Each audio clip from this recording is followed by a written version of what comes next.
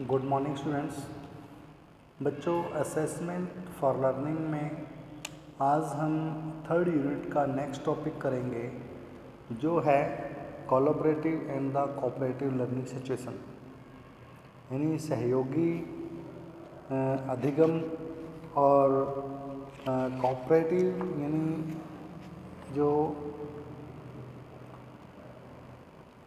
Cooperate करने वाला है, जो सहकारी के अंतर्गत आता है, जो सहकारी अधिगम और सहयोगी अधिगम, इनके बारे में आज हम चर्चा करेंगे। सबसे पहले हम करते हैं कोलैबोरेटिव लर्निंग। कोलैबोरेटिव लर्निंग क्या है? यानी सहयोगी तथा सामूहिक अधिगम एक ऐसी स्थिति है, एक ऐसी स्थिति होता है जिसमें दो या दो से अधिक जो अधिगम करता है, जो लर्नर्स हैं, वो एक साथ मिलकर सीखते हैं, एक साथ मिलकर पढ़ते हैं।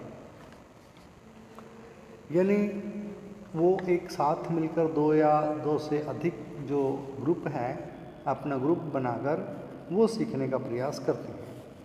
यानी सहयोगी अधिगम में व्यक्तिगत अधिगम की बजाय जो एक दूसरे के साथ संसाधनों तथा कौशलों का लाभ उठाते हुए सीखते हैं, वो एक दूसरे से सूचनाएं प्राप्त करते हैं, वे एक दूसरे के विचारों का मूल्यांकन करते हैं तथा एक दूसरे के जो कार्य हैं उनकी निगरानी रखते हैं। अतः सहयोगी तथा जो सामूहिक अधिगम है, उसमें विद्यार्थी निम्न प्रकार की जो अगर वर्णित हैं ऐसी क्रियाएं करते हैं, जिसमें सहयोगी लेखन कार्य, सामूहिक प्रोजेक्ट, सामूहिक कोई भी वाद विवाद, सामूहिक वाद विवाद और वाद विवाद यानी डिबेट भी होती हैं और ग्रुप डिस्कशन भी होती हैं।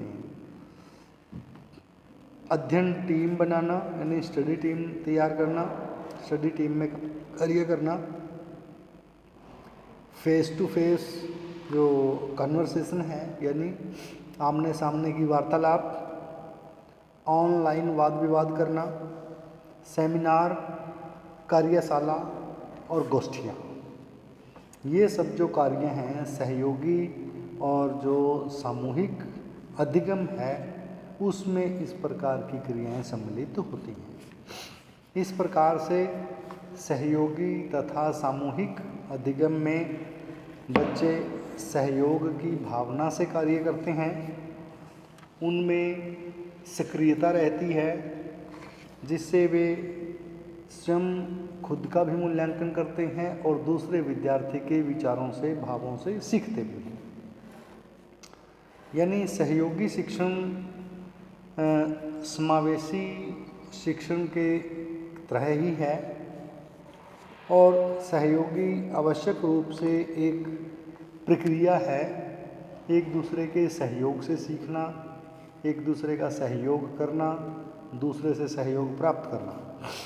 यानी जहाँ पर अध्यापक मिला जुला अर्थ और मिला जुला कार्यक्रम विकसित करता है, किसी भी सलाह मशवरे में, किसी भी संचार में या कोई भी सबको सम्मिलित करके जो कार्य करवाए जाते हैं, उनको हम सहयोगी कार्य प्रणाली या सहयोगी टेक्निक कहते हैं। क्योंकि वास्तव में कोई भी सहयोग उच्च किस्म की जो सलाह है या जो संचार है, उस पर ही निर्भर करता है। सहयोग परस्पर समझ के ही जो परिणाम हैं वो होते हैं। इस प्रकार से हम कह सकते हैं कि सहयोगी या सामूहिक अधिगम एक ऐसी स्थिति है जिसमें कुछ विद्यार्थी मिलकर कार्य करते हैं, चाहे वो वाद विवाद करते हैं, चाहे वो अपनी गोष्ठियाँ यानी और वर्कशॉप लगाते हैं, चाहे वो अपने सेमिनार्स करते हैं, ग्रुप प्रोजेक्ट बनाते हैं, या फिर वो कोलैबोरेटिव राइटिंग करते हैं, यानी सामूहिक रूप से लेखन कार्य करते हैं। इस प्रकार के कार्य इसमें होते हैं। अब जो सामूहिक जो अधिगम है, इसकी कुछ विशेषताएं या कुछ लाभ की हम चर्चा करेंगे। इसमें छात्रों को आपसी सहयोग की भावना का विकास होता है, क्योंकि इसमें आलोचनात्मक और चिंतन पर जो समीक्षात्मक दृष्टिकोण को अपनाया जाता है उसका विकास होता है, और विषय वस्तु के प्रति सकारात्मक दृष्टिकोण विकसित होता है। इसमें छात्रों को अधिगम अनुभवों के में संतुष्टि का अनुभव होता है। इसमें छात्रों में आपसी यानी आत्मसम्मान की भावना विकसित होती है। इसमें विद्यार्थियों में तर्क शक्ति और कल्पना शक्ति का विकास होता है। इसमें विद्यार्थियों में अधिगम सामूहिक निर्णय लेने की संगठन शक्ति का विकास होता है। इसमें विद्यार्थियों को इकट्ठे मिलकर सीखने, सुझाव देने, किसी भी टॉपिक पर बोलने या फिर दूसरों का मार्गदर्शन करने, प्रतिपुष्टि करने और मूल्यांकन करने के भी उचित अवसर प्रदान हो जाते हैं, प्राप्त हो जाते हैं। इस अधिगम में उच्च श्रेणी के संज्ञानात्मक तथा भावात्मक उद्देश्यों को प्राप्त करने में पर्याप्त सहायता मिलती है। इसमें सामूहिक विकास होता है तथा बच्चे सामूहिक जीवन जीने के विविध जो गुण हैं उनको सीखते हैं। इसके कुछ बच्चों सहयोगी जो कार्यक्रम है, जो सहयोगी अधिगम कार्य है, इसके कुछ लिमिटेशंस हैं जिनके बारे में हम चर्चा करेंगे। सहयोगी और सामूहिक अधिगम में समय की खपत अधिक होती है, इसमें ज़्यादा समय लगता है। कई बार छात्र समूह की परिस्थिति के अनुसार भी उचित प्रकार की जो अनुक्रिया है वो नहीं कर सकते। ये अधिगम प्राथमिक कक्षाओं के लिए अधिक उपयोगी नहीं है। इसमें मुख्य प्रकरण विचलित होने की ज़्यादा संभावना रहती है, यानी बच्चे कुछ और ही करते रहें, कुछ और ही सीखते रहें, जो मुख्य प्रकरण है उससे ही अछूता न रह जाए। ये था कोलैबोरेटिव। अब हम करेंगे कोऑपरेटिव लर्निंग के बारे में। यानी जो कोऑपरेटिव लर्निंग है, जो सहयोगी सीखना है, इसमें अधिगम कक्षा अनुदेशन के क्षेत्र में एक नए आयाम के रूप में कोऑपरेटिव लर्निंग उभरा है।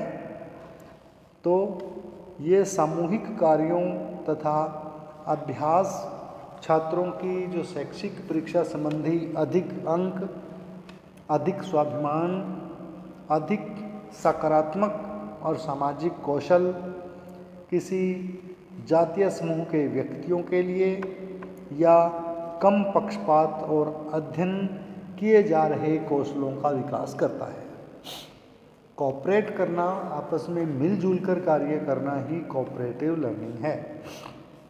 यानी कोऑपरेटिव लर्निंग से भाव है कि अधिगम के कक्षा शिक्षण में छोटे छोटे समूह में कार्य विधि के द्वारा किया जाना ही कोऑपरेटिव लर्निंग है।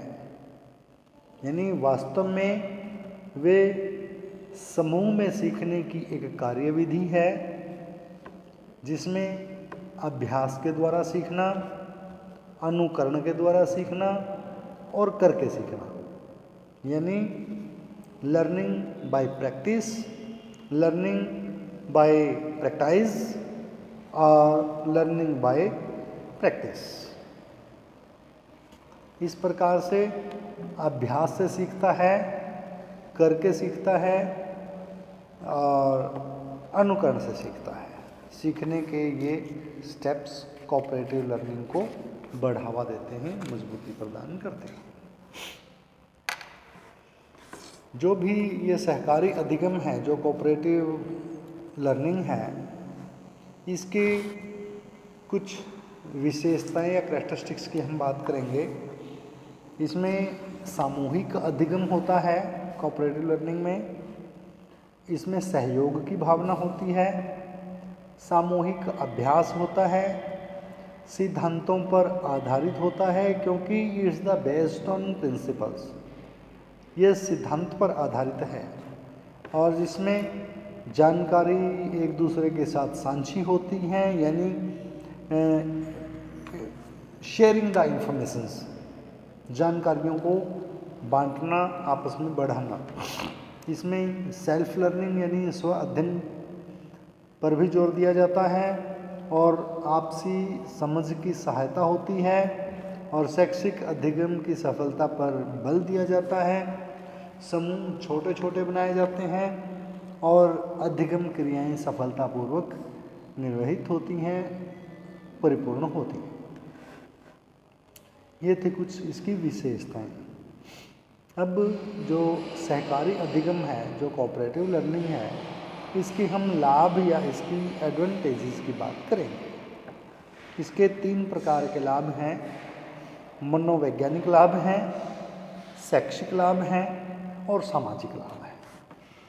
क्योंकि कोऑपरेटिव लर्निंग क्योंकि सहकारी अधिगम को हम 3 मुख्य शीर्षकों के अंतर्गत इसको याद कर सकते हैं, जिसमें मनोवैज्ञानिक लाभ, शैक्षिक लाभ और सामाजिक लाभ। तो सबसे पहले जो मनोवैज्ञानिक लाभ हैं, उनमें विद्यार्थी में आत्मविश्वास की भावना जागृत होती है, विद्यार्थी में स्वाभिमान आता है, विद्यार्थी में सुरक्षा की भावना जन्म लेती है, सुरक्षा की भावना होती है, ये विद्यार्थी केंद्रित होता है, और इसमें विद्यार्थी को ज़्यादा चिंता नहीं होती, इसमें सकारात्मक अभिवृत्तियाँ जन्म लेती हैं, यानी विद्यार्थी का, किसी भी बच्चे का जो पॉजिटिव एटीट्यूड है वो डेवलप होता है, वो बनता है। उसके बाद है इसके शैक्षिक लाभ क्या हैं। आपसी क्रियाशीलता पनपती है या विकसित होती है, अच्छे कार्य का संपादन होता है, सक्रिय प्रतियोगिता होती है, कार्य सीखना, करके सीखना और अभ्यास के द्वारा सीखना, दूसरे से देखकर सीखना, अनुकरण से सीखना, और अच्छी सोच पैदा होती है। छात्रों में अपनी जिम्मेदारी को बढ़ावा मिलता है, क्योंकि वो खुद रिस्पॉन्सिबल होते हैं कि कितना कार्य, रिस्पॉन्सिबिलिटी वो अपने ऊपर लेना सीख जाते हैं। और उच्च स्तरीय कक्षाओं में कौशल विकास होता है, कक्षा के जो परिणाम हैं वो संतोषजनक प्राप्त होते हैं, छात्र इसमें केंद्रित होते हैं, छात्र का केंद्रीकरण होना और एक अध्यापक के द्वारा अच्छा मार्गदर्शन किया जाना और अधिगम क्षेत्र में सुधार करना आदि इसके कुछ शैक्षिक उद्देश्यों के अंतर्गत आता है, शैक्षिक लाभ के अंतर्गत आता है। अब सामाजिक लाभ में हम देखते हैं कि बच्चों में सहयोग की भावना का जन्म होता है, बच्चों में सामाजिक समायोजन उत्पन्न होता है। एक सामाजिक प्राणी होने के नाते जब वो सहयोग से कार्य करते हैं तो अच्छे नागरिकता का जन्म होता है, अच्छा जो नागरिक है, नागरिकता के गुण हैं वो विद्यार्थी में आते हैं, और लीडरशिप क्वालिटी और नेतृत्व के गुण भी विद्यार्थी में आते हैं। इसके बाद है इसकी कुछ सहकारी अधिगम के कुछ लिमिटेशंस, इसकी कुछ सीमाएं। इन सीमाओं, क्योंकि जहाँ पर किसी का भी कोई लाभ होता है उसके साथ साथ उसकी ड्रॉबैक्स या उसकी लिमिटेशन चलती हैं, तो उनके बारे में भी हम चर्चा करते हैं। फर्स्ट है कि इसमें समय बहुत लगता है, इसमें स्पेस चाहिए, यानी स्थान की भी समस्या बनी रहती है, और कुछ छात्रों की ही इसमें प्रभुता रहती है। कुछ जो लीडर जो होते हैं, जो एक दूसरे पर अपना दबाव बनाते हैं, वही बच्चे समूह में अधिक कार्य कर पाते हैं। जो बच्चे कमज़ोर होते हैं उनको वो दबा देते हैं या उनको दबना पड़ता है। और विषय वस्तु के अनुरूप ही प्रयोग करने में समस्या उत्पन्न होती है, इसका सीमित उपयोग है और ये जो प्रत्युत्तर हैं उन प्रत्युत्तर देने में भी प्रॉब्लम क्रिएट करते हैं और इसमें प्रशिक्षण की समस्या भी आती है। ये थे बच्चों कुछ जो सहकारी अधिगम के कुछ दोष हैं। तो इस प्रकार से आज हमने collaborative and the cooperative learning की सहयोगी अधिगम क्या है, सहकारी अधिगम क्या है, इनके लाभ, इनकी हानियाँ और ये क्या हैं, इस बारे में पढ़ा। तो बच्चों ये अपना 3rd यूनिट का जो 3rd टॉपिक है वो पूर्ण होता है। इस टॉपिक के अंत को हमने 3 वीडियो के अंतर्गत लिया है, जिसमें फर्स्ट में था आपका असेसमेंट ऑफ ग्रुप प्रोसेस के अंतर्गत ही नेचर ऑफ ग्रुप डायनेमिक्स हमने इसमें दिया था। उसके बाद था सोशियोमेट्रिक टेक्निक्स के बारे में बताया और आज हमने criteria of the assessment of social skills in the collaborative and the cooperative learning situation के अंतर्गत आज हमने इस टॉपिक को पूरा किया है। नेक्स्ट हमारा पोर्टफोलियो असेसमेंट का टॉपिक रहेगा, उसके बाद आपकी 3rd यूनिट समाप्त हो जाएगी। आज के लिए इतना ही, धन्यवाद।